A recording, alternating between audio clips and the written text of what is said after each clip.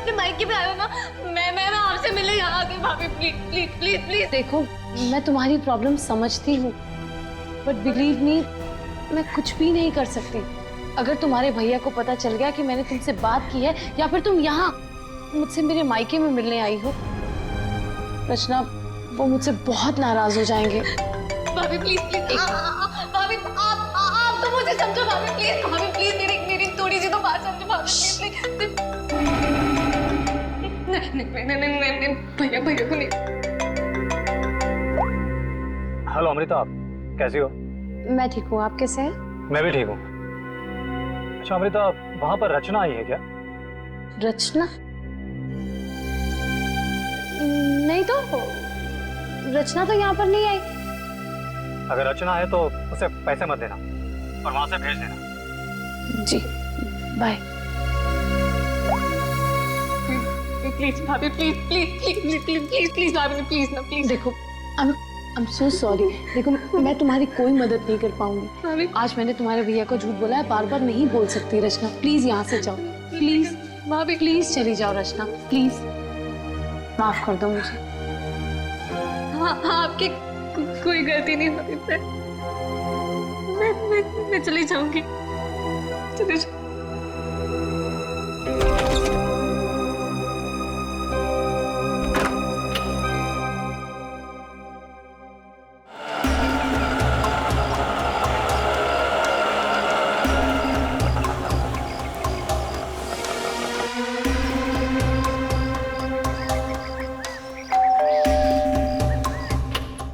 रचना, मैंने जी कहिए।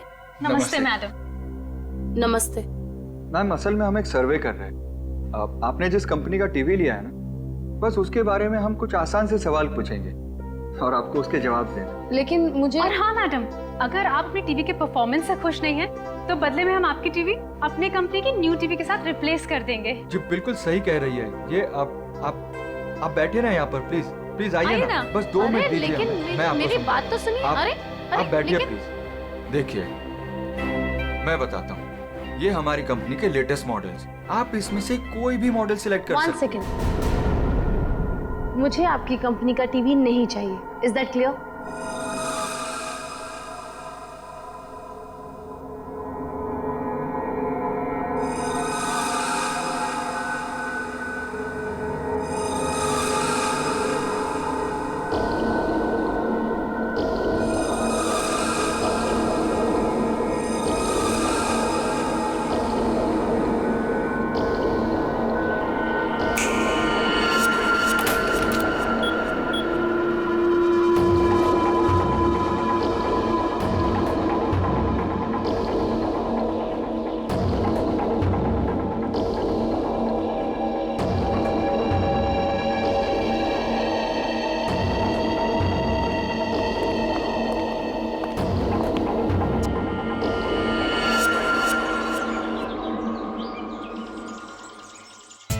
तुम क्यों इतनी सैड और उदास हो? क्या हुआ बेबी? कुणाल, मुझे पैसों की बहुत जरूरत है। क्या? तुम कुणाल की गर्लफ्रेंड होकर पैसों के लिए परेशान हो? बताओ, कितने पैसे चाहिए? 5 लाख चाहिए। दोगे? बस 5 लाख? डार्लिंग, 5 क्या, तुम 10 लाख ले लो। 10 लाख? तुम मजाक तो नहीं कर रहे हो ना?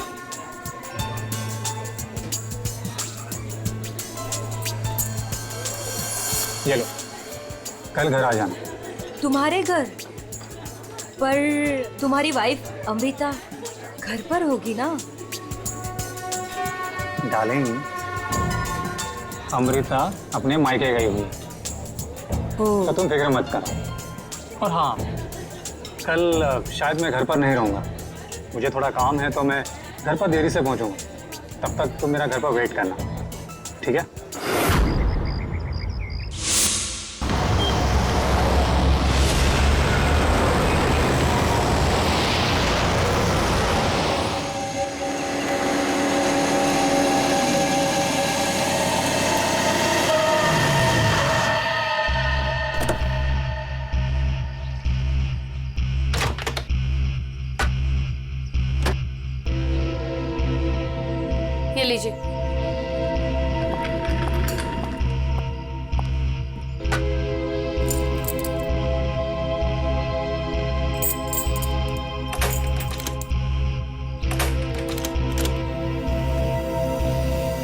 दरवाजा क्यों नहीं खुल रहा?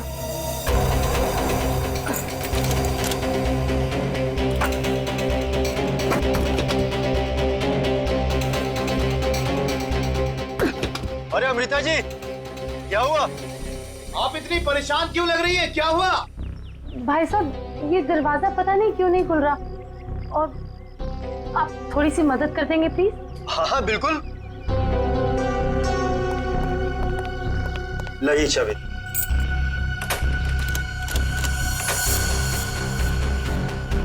एक मिनट मैं ट्राई करता हूँ। हाँ। मैडम चाबी तो घूम रही है लेकिन दरवाजा नहीं खुल रहा। लगता है धक्का देकर खोलना पड़ेगा।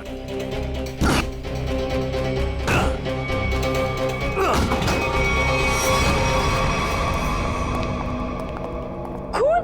हाँ? खून? ये सारा सामान भी बिखरा हुआ है। ये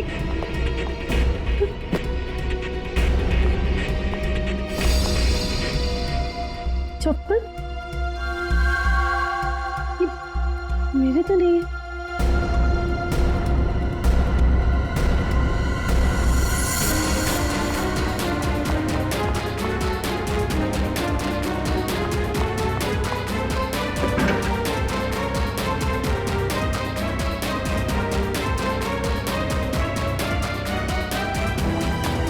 चोरी हो गई मेरे घर में। मेरे लॉकर से सारी ज्वेलरी, सारे पैसे, सब कुछ ले गए। चलो ऊपर चल के देखते हैं। हाँ हाँ। मैं कुणाल को फोन करती हूँ।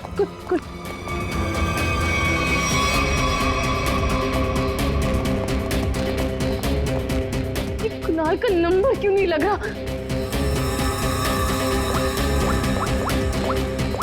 आप इधर आइए, दरवाजा अंदर से बंद है।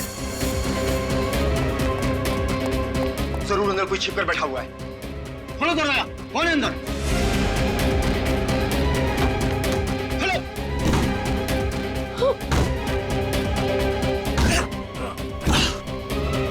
खोलो।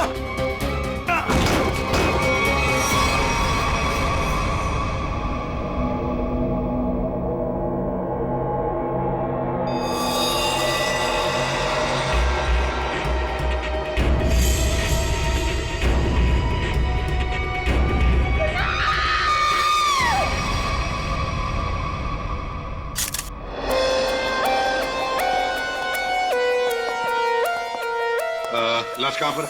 सर लाश ऊपर कमरे में है। आइए।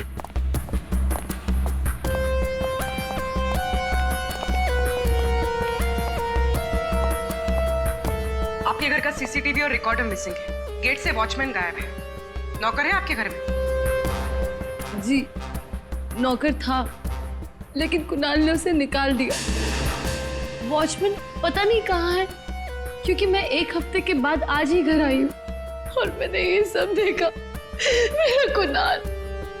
ये आप लोगों ने कब देखा? सुबह जब अमृता जी आई तो ये दरवाजा नहीं खुल रहा था। क्यों? दरवाजा क्यों नहीं खुल रहा था?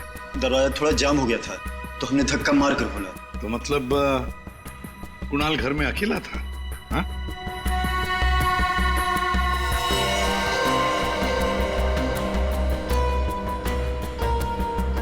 छाती पे गोली मारी है।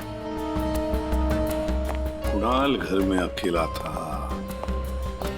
पूर्वी, यहाँ पर जरूर कोई आया था। हाँ सर, और चोरी करने लगा। कुणाल ने उसे देख लिया होगा, इसलिए शायद चोर ने कुणाल का खून कर दिया।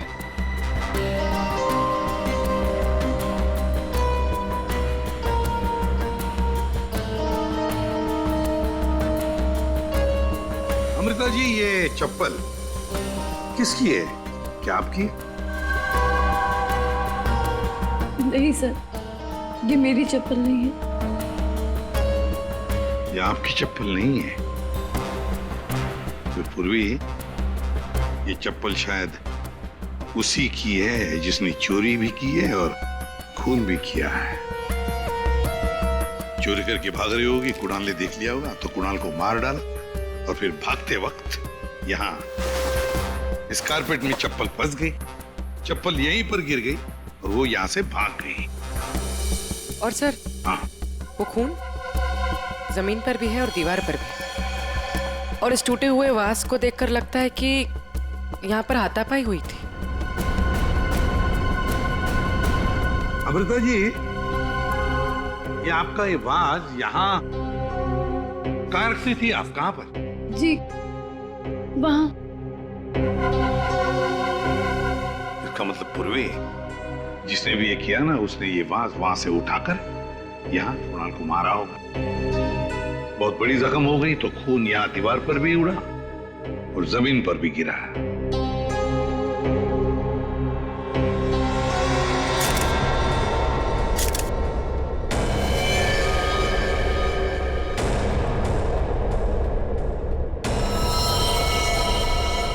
इसके हाथों पे खरोच के निशान है, हाथापाई हुई है।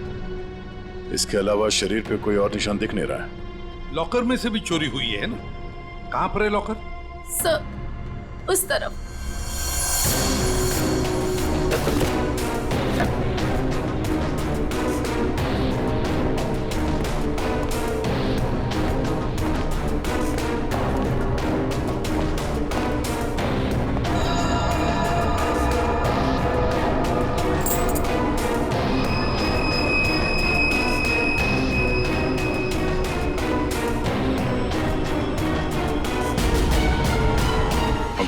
सर, लाश को फॉरेंसिक लैब भेजने का इंतजाम करो। अमृता जी, ये चाबी किसकी है? मेरा मतलब है काहे की चाबी है ये? सर कुणाल के पास एक डुप्लीकेट की थी घर की, हो सकता है ये वही चाबी हो। पूर्वी, जरा चेक करो तो, देखो जरा। सर, हाँ देख।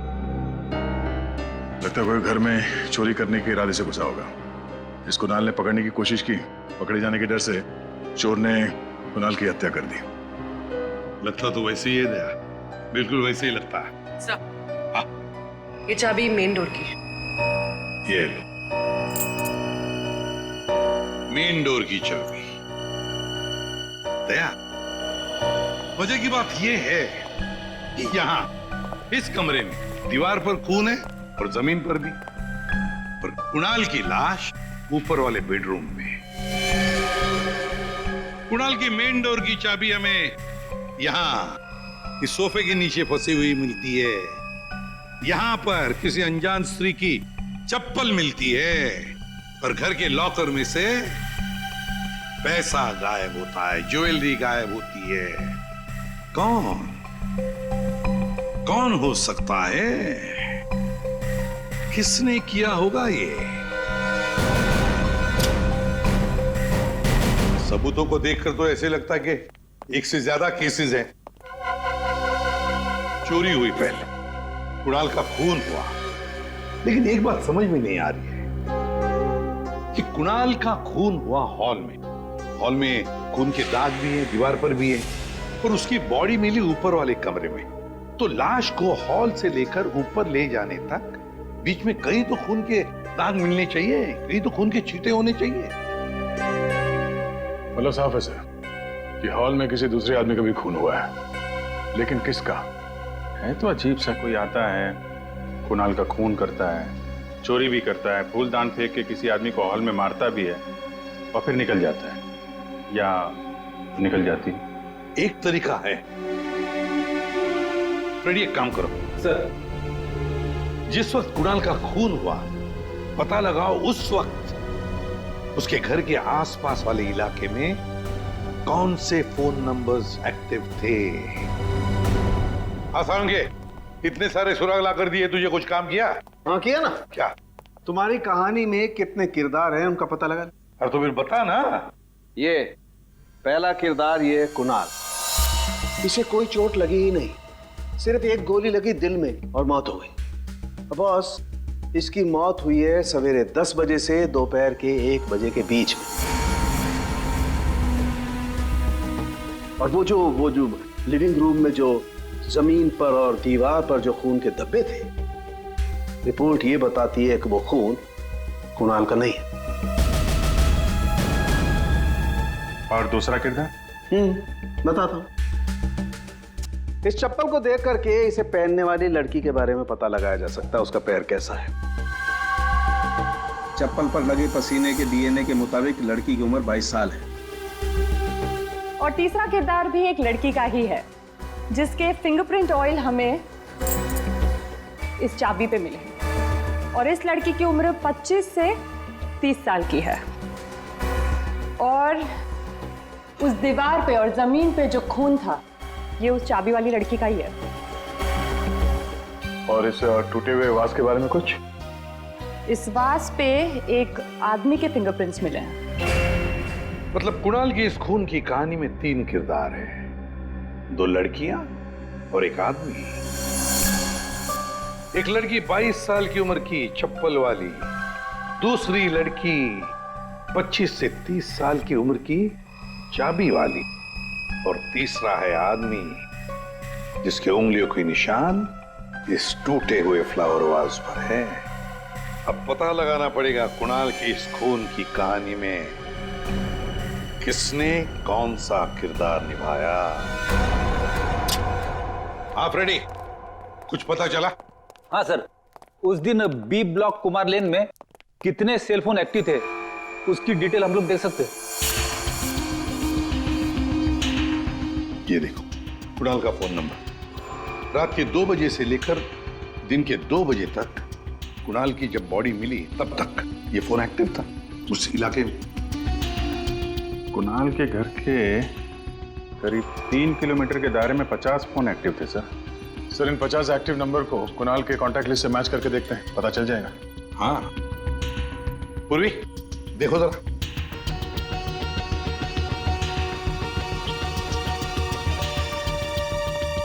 सब मिल गया। नंबर है 0654211109। इसका नाम शाइना है। शाइना? तो मतलब ये शाइना वहां पर थी जब कुणाल का खून हुआ। है कौन ये शाइना और वहां क्या करने गई थी? खून या चोरी? बहुत दर्द हो रहा है। Excuse me. आप लोग? हम लोग सीआईडी से हैं। सीआईडी? क्या हुआ? कुणाल का खून हो गया। कुणाल?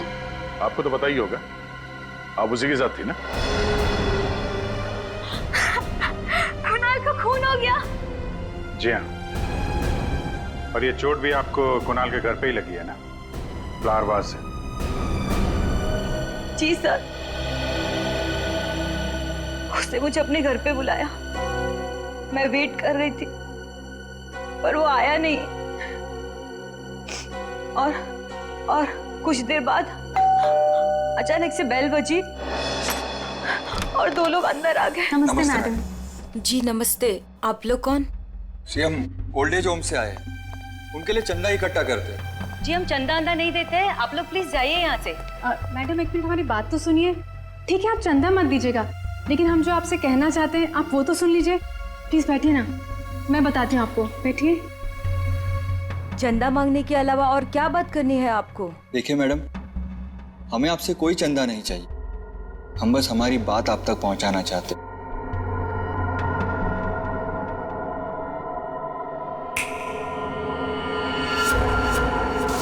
सर, उस वक्त मुझे पता भी नहीं था कुणाल मर गया है। और जब मुझे वापस होश आया तो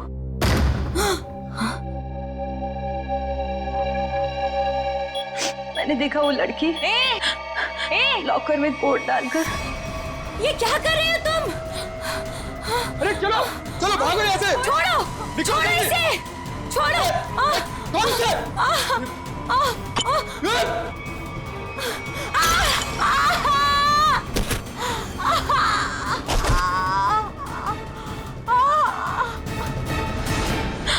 सर उसने लॉकर तोड़ा नहीं।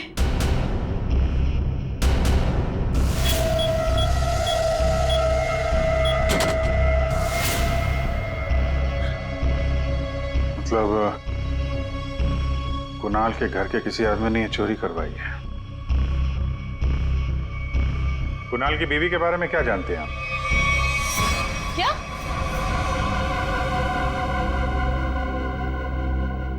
कुणाल की गर्लफ्रेंड थी? जी हाँ, शाइना नाम है उसका।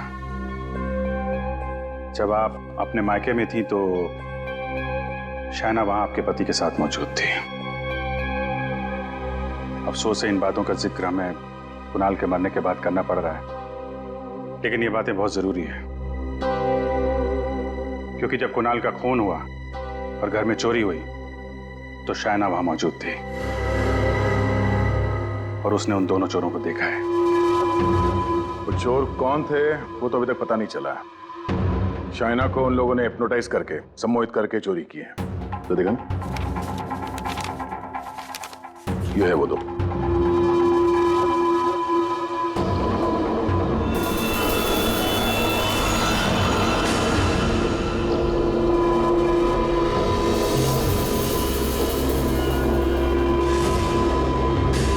सर ये दोनों तो यहाँ पर भी आए थे। कुणाल की मौत से ठीक एक दिन पहले। और जब मुझे होश आया तब मेरा लॉकर खाली था। मैं कुणाल के खून से इतनी डिस्टर्ब थी कि उस वक्त आप लोगों को ये बात नहीं बता पाई। लेकिन सर, ये दोनों वहां कैसे पहुंचे? आपके घर के सारे लॉकर्स कोड डाल के खोले गए हैं। इसका मतलब यही है कि इस सब में आपके घर का ही कोई आदमी शामिल है। लेकिन हमने तो पासवर्ड कभी किसी को नहीं बताया। हाँ, उसे जरूर पता होगा। उसे? उसे किसे? रचना को। कुणाल की कजन सिस्टर है वो। उसे जरूर पता होगा। प्लीज प्लीज कुछ कर दो, प्लीज प्लीज भाभी, प्लीज प्लीज भैया से बात करो। मैं कहाँ जाऊँ? मैं पैसे में नहीं हूँ। रचना हमारे साथ रहती थी, लेकिन 1 महीना पहले कुणाल ने उसे घर से बाहर निकाल दिया था। घर से निकाल दिया? क्यों? क्योंकि उसे नशे की बुरी लत लग गई थी और कुणाल को ये सब बिल्कुल पसंद नहीं था, इसीलिए। मिलना पड़ेगा इस रचना से। आप जरा रचना की कोई फोटो दीजिए और फोन नंबर भी। बाहर लोगों ने ये बताया कि रचना यहाँ पे अक्सर आती रहती है और उसका मोबाइल का लोकेशन भी यहीं पे बता रहा है।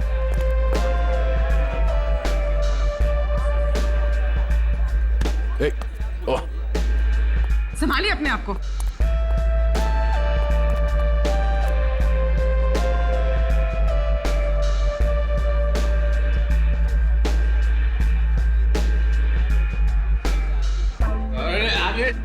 जाने दो उधर। इस रचना को फोन लगा।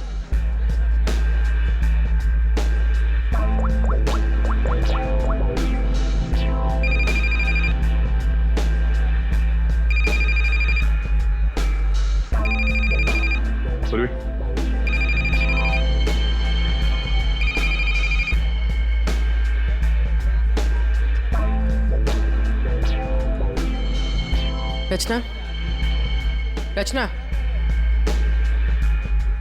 सर, इसको देख के लगता नहीं है जो हम बोलेंगे वो सुन पाएगी, समझ भी पाएगी। अलग ही दुनिया में लग रही है। रचना उठो। रचना, क्यों डिस्टर्ब कर रहे हो? मैं पहले से इतने डिस्टर्ब हूँ, तुम भी आगे डिस्टर्ब करने। तुमको पता है ना मेरे पास पैसे हैं और ना ही मेरे पास घर है। एक बॉयफ्रेंड था मेरा, वो भी छोड़ के चला गया मुझको। लव लाइफ तो ना एकदम 0 हो गई है मेरी। कौन करेगा मुझसे शादी? हाँ, आप हमारे साथ चलिए, आपकी प्रॉब्लम भी सुनेंगे और सॉल्व भी करेंगे। आइए, उठिए।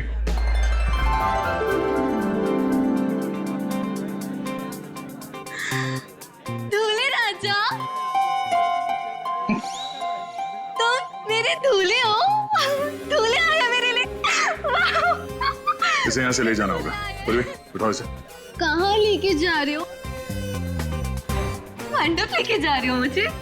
हाँ, मंडप तक पहुंचाना ही हमारा काम है। चलो चलो। कुणाल के घर के हॉल में और दीवार पर मिले खून के धब्बे इस शाइना के हैं। शाइना, इंजेक्शन दे दिया है, धीरे धीरे नशे का असर उतर जाएगा। Okay, thank you.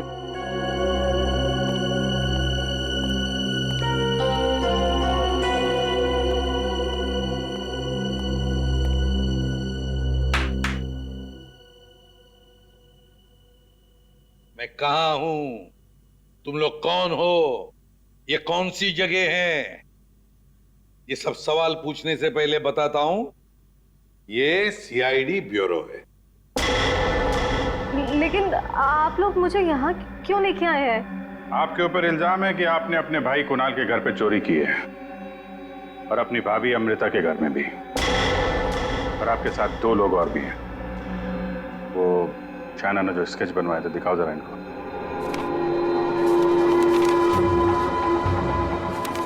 ये हैं वो दोनों, और जैसा हमें लगता है कि ये लोग हिप्नोटाइज करके लोगों को लूटते हैं, और आप इनसे मिली हुई हैं। नहीं सर, मैंने कोई चोरी नहीं की है सर। तो फिर आपके भाई कुणाल के घर के लॉकर का कोड इन्हें कैसे मालूम था? आप इस घर की मेंबर हैं। कुणाल और अमृता के अलावा सिर्फ आप हैं जिसे इस कोड के बारे में मालूम है। एक और आदमी था जिसे इस बारे में पता था। कौन? केकड़ा नाम है उसका। केकड़ा? ये क्या चीज है? मतलब कौन है ये? सर, केकड़ा ड्रग सप्लाई करता है। मैं भी ड्रग्स उसी से लेती हूँ। केकड़ा का मुझ पे बहुत कर्जा था। नशे की हालत में उसने मुझसे लॉकर का कोड पूछ लिया। और ये दोनों? सर, ये दोनों केकड़ा के गैंग के मेंबर्स हैं और लोगों को हिप्नोटाइज करके उनके घरों में चोरी करते हैं। केकड़ा कहाँ मिलेगा? माफ करना भाई, बिना अपॉइंटमेंट के सीआईडी तुमसे मिलने चली आई। सीआईडी? लेकिन मैंने तो कुछ नहीं किया। केकड़ा, ये दोनों तुम्हारे लिए काम करते हैं। तुमने इन दोनों को अमृता के घर भेजा था। ये लोग लोगों को हिप्नोटाइज करते हैं। कभी कभी धंधा बड़ा डाउन होता है ना, तो अब लोगों को बेवकूफ बना के पैसा कमाते हैं। ये दोनों मेरे ही गैंग के, सोहन और रिंकी इनका नाम है, और रचना ने मुझे कुणाल के लॉकर का कोड बताया था। और तुमने इन दोनों से खून भी करवाया कुणाल का? हाँ? खून? कुणाल का खून? मैंने नहीं किया। मुझे इस बारे में कुछ भी नहीं मालूम। मैंने तो चोरी करने के लिए भेजा था। कुणाल के घर से चोरी किया हुआ सारा माल मुझे देकर उन लोग चले गए। लेकिन अब कभी चोरी नहीं करेंगे। नहीं करेंगे? नहीं करेंगे। अबे करेंगे। चोरी करवानी है, उनको फोन करो और बोलो एक चोरी और करनी है, समझे? और कहां चोरी करनी है वो हम बताएंगे। देखिए मैम, हम एक खून की तहकीकात कर रहे हैं। उसमें कुछ लोगों को सम्मोहित करके उनके पैसे और जेवर चुराए गए हैं। जी, आप एक हिप्नोटिस्ट हैं, इसलिए हमें आपकी मदद चाहिए। हाँ, ताकि उन्हें पकड़ते वक्त हम हिप्नोटाइज ना हो जाए। सम्मोहन विद्या का प्रयोग करने के लिए ज्यादातर आंखों का प्रयोग किया जाता है, जिससे कि वो हिप्नोटाइज और सम्मोहित कर सके। अगर आप लोगों को इन चोरों से बचना है तो खुद को ये विश्वास दिलाना होगा कि हमें कुछ भी नहीं हो सकता, क्योंकि जब तक आप खुद नहीं चाहेंगे आप लोगों को कोई भी सम्मोहित नहीं कर सकता। जब आपको ये आभास हो जाए कि कोई आपको सम्मोहित करना चाहता है तो खुद से कहिए कि मैं एकदम ठीक हूं, मुझे कुछ भी नहीं हो सकता, आई एम ऑल राइट। बस फिर आपको कोई भी सम्मोहित या हिप्नोटाइज नहीं कर सकता। अच्छा, तो ये तरीका है सोहन और रिंकी के सम्मोहन से बचने का।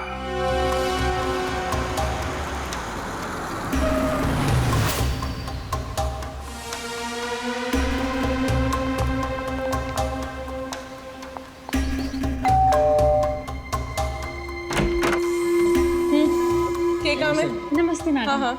कि वो हम चमाचम वॉशिंग पाउडर बेचने आए हैं। अरे मैंने नहीं चाहिए कोई वाशिंग पाउडर। अटेसू चले जाओ। अरे मैडम सुनिए तो, एक बार यूज करने के बाद आपको साल भर हमारा ये पाउडर फ्री मिलेगा। हाँ जी। क्या बोलो? फ्री मिलोगो? हाँ। अरे सुनते हैं? अरे वो कपड़ा साफ करने वाला पाउडर बेचने आए हैं, कह रहे हैं एक बार इस्तेमाल करने पे साल भर का मुफ्त में देंगे। क्या बोली? हाँ। मुफ्त में देंगे? हाँ। अरे तो छोड़ क्यों आई? ले आओ उनको। अरे भाई अंदर आओ। अरे आजा। अंदर आओ, अंदर आओ। मैडम आप बाल्टी में थोड़ा सा पानी तो लाइए। हाँ। सर अब हम आपको बताएंगे इस पाउडर का प्रयोग कैसे करना है। हाँ।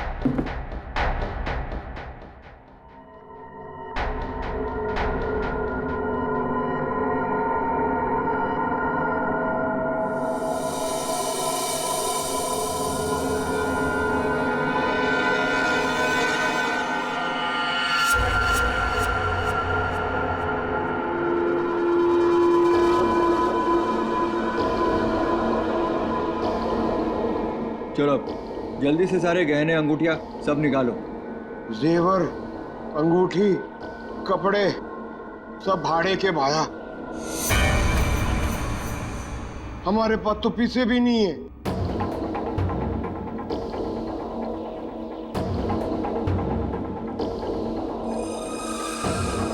अच्छा तो एक काम करो, घर पे जितना भी कैश है ना वो सब निकाल के यहाँ ले आओ।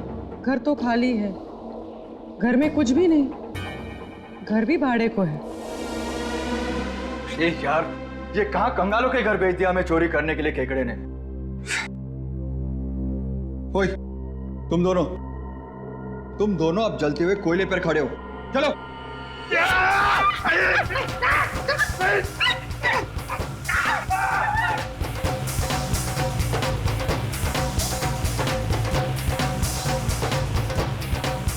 अच्छा ठीक है,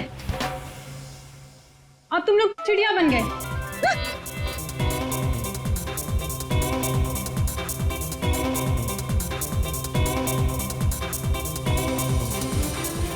अरे बस करो, क्या कर रहे हो तुम लोग? आप लोग कौन है? घबराइए नहीं भाई साहब, हम तो सिर्फ ये पता करने आए थे कि वो 22 साल की चप्पल वाली लड़की कौन और वास फेंक के किसने मारा था। अभी सब क्लियर हो गया। और हम लोग हिप्नोटाइज हुए ही नहीं। पूछो क्यों? क्यों? क्योंकि हमने तुम्हारी आंखों में देखा ही नहीं। अरे कहां भाग रहे? इतनी जल्दी भी क्या है? खून किया तुम लोगों ने, अब तुम दोनों की धुलाई होगी, वो भी इस चमाचम पाउडर से।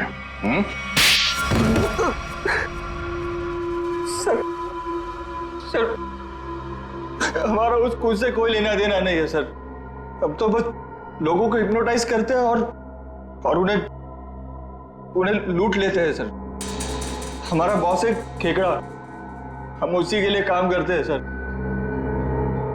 हमारा यकीन मानिए सर, हमने कभी भी किसी का खून नहीं किया है। हाँ सर, हम कुणाल के घर पे चोरी करने ही गए थे। हमने सोचा था कि जो दरवाजा खुलेगा उस पर सम्मोहन करके घर का सारा पैसा और गहने लेकर चले जाएंगे। हाँ, चोरी करके निकलने ही वाले थे कि कुणाल ने तुम दोनों को रोक लिया होगा और तुम दोनों ने उसे रास्ते से हटा दिया। नहीं सर, हम उसे रास्ते से तब हटाते हैं ना कि जब वो जिंदा होता है।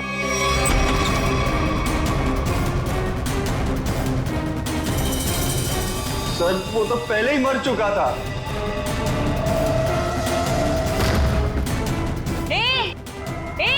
अरे चलो भागो यहाँ से। छोड़ उसे।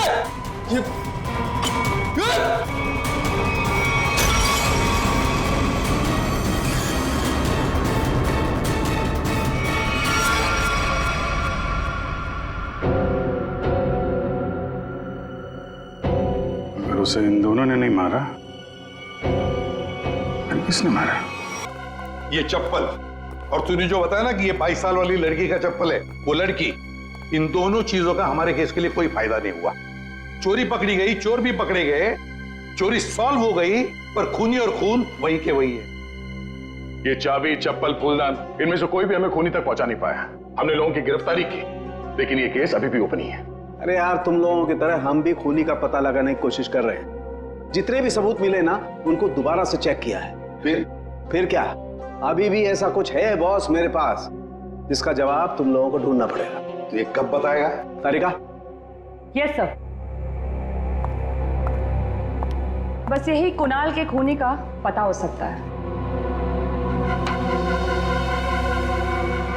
तो ये है वो।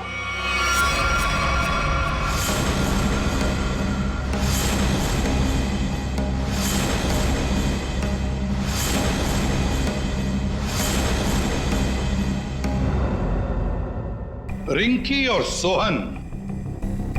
सोहन और रिंकी, तुम तो कह रहे थे कि तुम्हारे पास कोई गन ही नहीं, पर हम तुम्हारी बातों पर कैसे यकीन करें? तुम्हें तो किसी ने देखा भी नहीं। क्यों?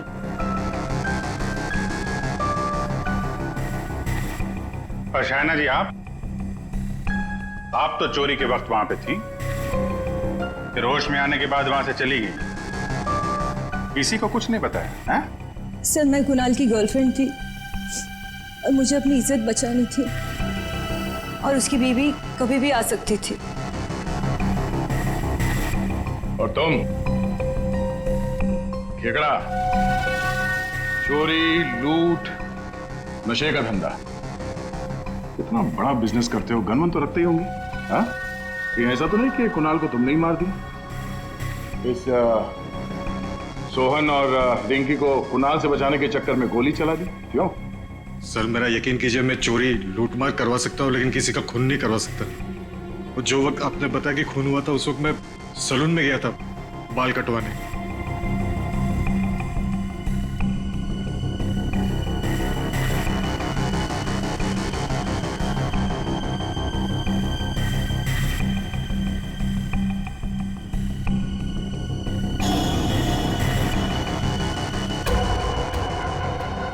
क्या हुआ सर?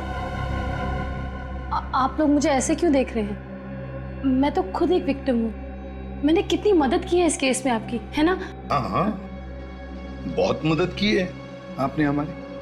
अब हमारी बारी है आपकी मदद करने की। पूर्वी,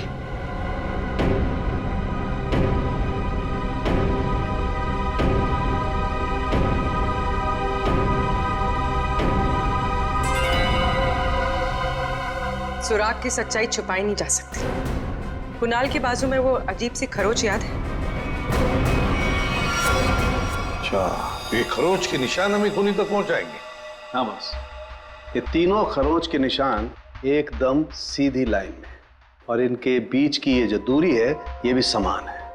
ये जो पहली और तीसरी लाइन है, ये बिल्कुल सेम है, लेकिन ये जो बीच वाला निशान है, ये बाद में शुरू हुआ है और आगे तक गया। एक बात तो साफ है कि ये खरोंच के निशान नाखून से नहीं बने हैं। ये बीच वाली जो उंगली है, ये इन दो उंगलियों से या तो लंबी होती है या फिर समान होती है, छोटी तो बिल्कुल नहीं। इसका मतलब है सर, खूनी ने अपने उंगली पे या हाथों में कुछ ऐसा पहन रखा था जिसकी वजह से निशान बने हैं। यानी उंगली में कुछ ऐसी चीज पहनी हुई थी जो घुमा दी जाए तो वो हथेली के अंदर आ सकती है।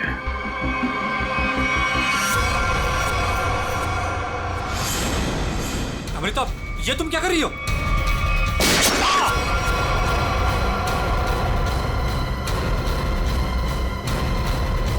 ये तुमने